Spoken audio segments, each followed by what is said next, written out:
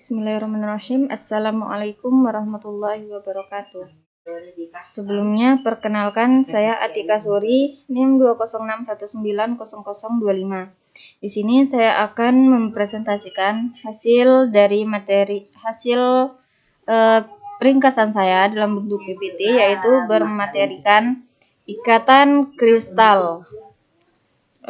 Jadi ikatan kita di sini membahas masalah ikatan kimia ya, atau biasa ikatan kimia khususnya kristal.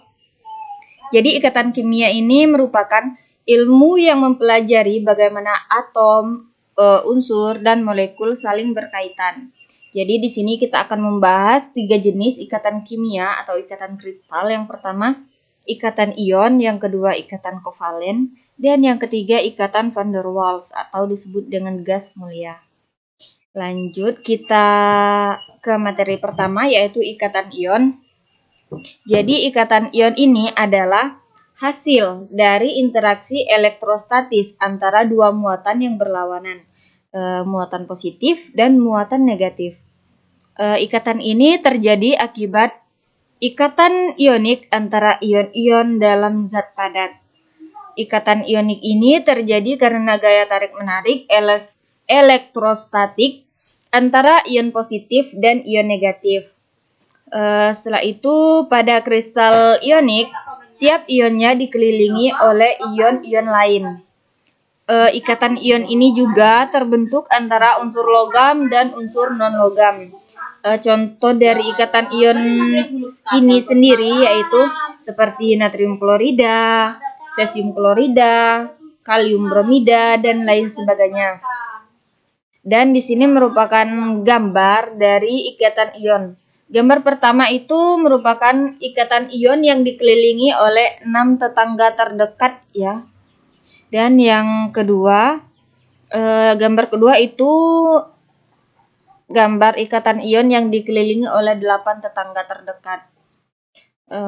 Boleh dilihat perbedaannya antara masing-masing ikatan ion. Selanjutnya, ikatan ionik ini ikatannya terikat satu sama lain karena adanya energi kohesif yang berasal dari energi potensial listrik. Nah, jadi ikatan ionik ini berasal dari energi potensial listrik.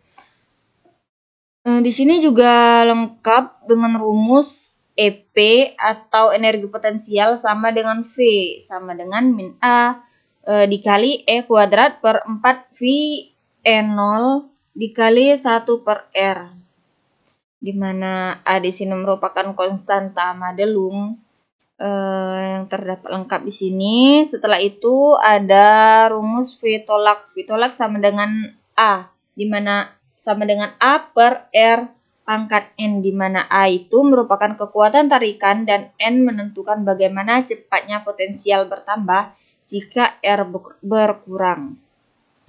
Kita lanjut, yang kedua ikatan kovalen.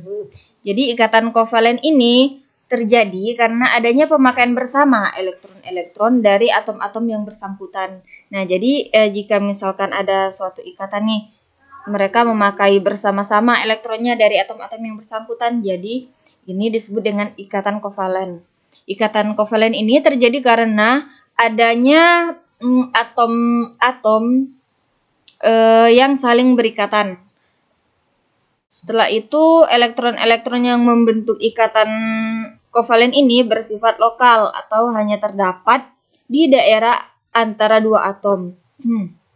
Dia memiliki orbital ikatan dengan spin yang berlawanan arahnya atau disebut dengan antiparalel. Contohnya itu molekul hidrogen atau yang biasa disebut dengan H2. Ikatan kovalen ini termasuk ikatan yang kuat, ikatan pada dua atom karbo dalam kristal inti yang membentuk struktur tetrahedral. Artinya di sini setiap atom karbon yang dikelilingi oleh 4 buah atom karbon tetangga terdekat. Selanjutnya, di sini ada gambar ikatan kovalen. Yang gambar pertama itu merupakan struktur tetrahedral dari karbon, dan gambar kedua merupakan struktur kisi dari intan. Bisa dilihat ini gambarnya sangat teratur antara titik satu dengan titik yang lainnya. Selanjutnya, kita akan membahas masalah gas mulia. Jadi, gas mulia ini merupakan gas yang mempunyai sifat lengai, tidak reaktif, dan susah bereaksi dengan bahan kimia lain.